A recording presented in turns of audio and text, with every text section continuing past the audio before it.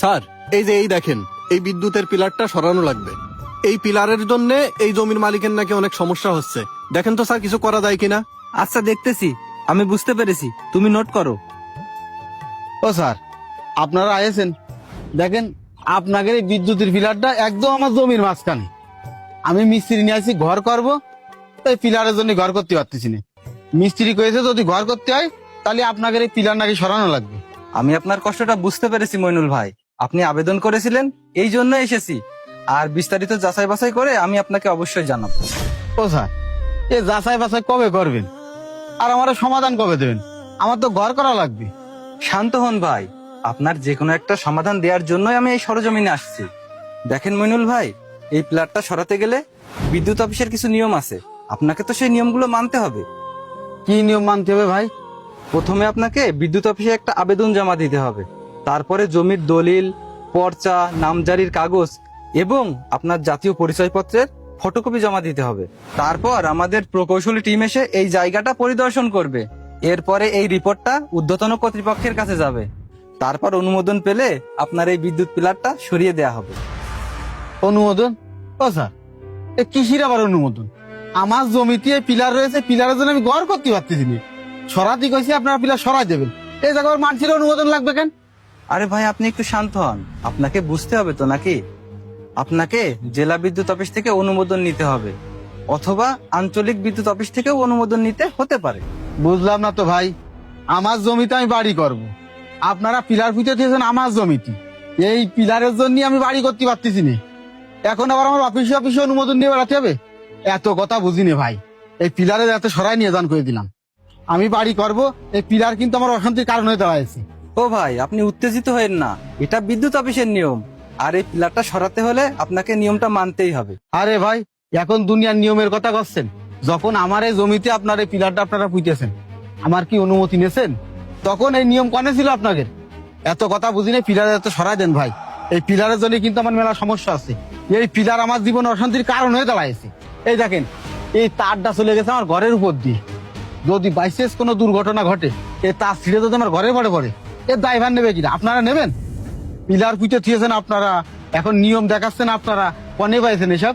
ও ভাই, সেই সময় হয়। আরে সেই সময় হয়তো কি ভাই, সেই সময় কে জমির মালিক আমি ছিলাম না ভাই? আমার এই জমির দলিল আছে, পর্চা আছে, নামজারি আছে, এই জমির সব রকম কাগজপত্র আমার কাছে আছে। তারপরে আমি ঘর বানাতে পারতেছি না। এখন তো মনে আছে এই জমি আমার না ভাই, এই জমি আপনাদের। আর আপনাদের জমিতে আপনারা পিলার পুঁতে থিয়ে গেছেন, আর আমি উড়িয়ে এসে জুড়িয়ে বইছি, আর আপনাদের পিলার সরাতি করছে আমি বাড়ি করবো। ভাই, এই আমাদের মতো গরিবের দুঃখ কি আপনারা বুঝবেন না? আপনাকে যা খুশি আপনারা তাই করবেন। আমার জমিতে আপনারা পিলারটা পুঁতে দিয়েছেন। ও ভাই, এই পিলারটা তো আমার জমিতে পোতেননি, এ আমার বুকির মাঝখানে পুঁতেছেন।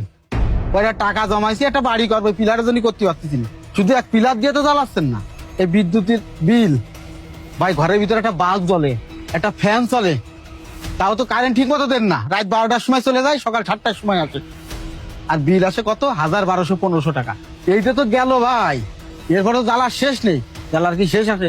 যদি একটা সমস্যা আপনাদের অফিসে যায়, আমাদের বসে থাকতে হয়, সিরিয়ালতে দাঁড়ায় থাকতে হয়, মনে হয় যে আমরা ডুনার কাছে আইছি, আমরা বিদ্যুৎ অফিসে আসিনি। ভাই, মাথা মতো গরম করেন না, আমি আপনার কাছে হাত জোর করে করছি, এই পিলারটা যাতে সরাই দেন ভাই। নাই আপনি বিদ্যুৎ অফিসের লোক, আর আপনি যে বিদ্যুৎ অফিসের কি আমি জানি না, আর আমি যে মহিনুল, আমি এসব ভুলে দেওয়া নে ভাই। স্যার, ওনার কথায় কিন্তু যুক্তি আছে। ভাই ভাই, আপনি একটু শান্ত হন, আপনার রাগাটা স্বাভাবিক, আমি বুঝতে পারছি আপনার কষ্টটা। আমি চাইলেই তো একটা সমাধান আপনাকে দিতে পারি না, আমাদের বিদ্যুৎ অফিসেরও তো একটা নিয়ম আছে। আরে স্যার, রাখেন তো আপনার এসব নিয়ম, আমি গরিব মানুষ, এত কথা আমি বুঝিনি। আপনি কোন আমার পিলার কবে সরাই দিচ্ছেন? ভাই, আপনার এই পিলার তো অবশ্যই সরানো হবে, কিন্তু এক্ষেত্রে একটা বিষয় আছে, বিদ্যুতের এই পিলারটা সরাতে সকল খরচ আপনাকে বহন করতে হবে। কি করছেন স্যার? এই পিলার এই জায়গায় পুঁতেছেন আপনারা, সরাবেন আপনারা, তার জন্য আমি টাকা দেবো কি জন্য? আমি কি আপনারা কইলাম যে আমার এই জমির ভিতরে এই পিলারটা আপনারা পুঁতে রেখে দেন? এইসব নিয়ম আমারে কলি হবে না ভাই। আপনারা পিলার পুঁতেছেন, এই পিলার কিভাবে সরাবেন আপনারা জানেন, আমি 1 টাকা দিতে পারবো না। শোনেন মইনুল ভাই, এই পিলার সরানো, নতুন সংযোগ দেয়া, তারপর শ্রমিকের খরচ, সবকিছু আবেদনকারীকেই বহন করতে হবে, আর এটাই আমাদের বিদ্যুৎ অফিসের নিয়ম। স্যার, তো বিরাট নিয়ম আপনাদের। আমি কি আপনাদের পায়ে ধরেছি যে জমিতে একটা পিলার পুঁতে যান? আপনারা নিজেরা পিলার পুঁতেছেন, এখন নিজেরা নিয়ম বানাচ্ছেন, এখন আবার আমার নিয়ম শিখাচ্ছেন। এই সমস্ত নিয়ম বাদ দেন, এই পিলার এইভাবে মানসিক জীবনের পথে না নিয়ে ওই মাটির তল দিয়ে নেন, এটাই ভালো হবে না ভাই। আমাকে আর এইভাবে শাস্তি দিয়েন না ভাই। 10টা বছর ধরে টাকা জমাইছি স্যার, জীবনে একটা স্বপ্ন ছিল যে আমি একটা ঘর করব, কিন্তু আপনাদের এই বিদ্যুতের পিলারটা আমার জীবনে কাল হয়ে দাঁড়াইছে স্যার। আমার জমিতে আমি ঘর করবো, আপনাদের এই বিদ্যুতের পিলারের জন্য করতে পারতেছি না। সেদিনকে আপনাদের অফিসে গেছি, স্যারের কাছে কলাম, স্যার কাছে এ কাগজ লাগবে, ও কাগজ লাগবে, এই জায়গায় যাচ্ছে হবে, ওই জায়গায় যাচ্ছে হবে, চাই স্যারের টেবিলে গেছি। আর এখন আজকে আপনারে পাঠাই স্যার, আপনি এসে আমার নিয়ম শিখাচ্ছেন। দিন মজুরি কাজ করি স্যার, 500 টাকা ইনকাম, 500 টাকা কামাই করে এই পিলার সরাতে গেলে যে টাকাগুলো লাগবে, এই টাকা কি করে দেবো আমি? কোন এমনি সংসার চলে না। তারপরে আপনি করছেন যে পিলার সরাতে গেলে যে টাকা লাগবে আমার দিয়া লাগবে। শোনেন মইনুল ভাই, আমি আপনার কষ্টটা বুঝতে পারছি, আর আমি আপনাকে কি বলি সেটা একটু বোঝার চেষ্টা করেন। আপনি আবেদন করেছেন, তার জন্যই কিন্তু আমরা এখানে আসছি। আর এর উপরে আমরা একটা পরিদর্শন প্রতিবেদন তৈরি করব, আর সেটা তৈরি করার পর আমাদের উপর মহলে স্যারেদের হাতে দেব। আর সেইখানে আমি উল্লেখ করব যে এই পিলারের কারণে আপনার বসবাসের অসুবিধা হচ্ছে। এই পিলার সরানোর জন্য কিন্তু আমি একটা টাকাও দিতে পারবো না ভাই। আরে ভাই, স্যার এতক্ষণ ধরে কি বুঝাইলো আপনারে? আপনি তো সেই আসল কারণই বুঝলেন না। এই পিলার সরানোর সব খরচ আপনাকে বহন করতে হবে। এ ভাই, তুমি কিন্তু একটু বেশি কথা করছো।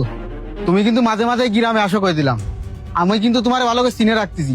আর এই পিলারের গুড়ায় যদি তোমার জীবনে দেখি না আমি, সেদিন কিন্তু তোমার খবর আছে। গরিবের সাথে তামাশা করো, তাই না? তত সব আবার আড়ে তাকাচ্ছিস কেন? হ্যাঁ, এতলা বুধই করছিস, তা কানে আসছে না? ওই তোর সার আর তোরে দুটোরাই করছি। এই পিলার কিন্তু এমনি সরাই নিয়ে যাবি, 1 টাকাও দিতে পারবো না করে দিলাম। যত সব নিয়ম আমাদের মতো গরিব জনই না, হ্যাঁ, যত সব ফাইজলামি পাইছে। গরিব মানুষের তো তোমাকে মানুষ মনে হয় না।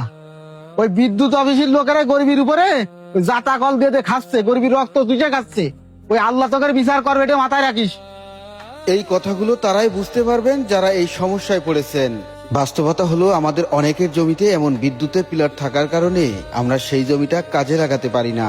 আমি বিদ্যুৎ অফিসের দৃষ্টি আকর্ষণ করছি, আপনারা যারা এই কাজগুলো করেন অথবা পিলার পুঁতেন, অবশ্যই সাধারণ মানুষের সুবিধা অসুবিধাগুলো লক্ষ্য রেখে তারপরেই কাজ করবেন।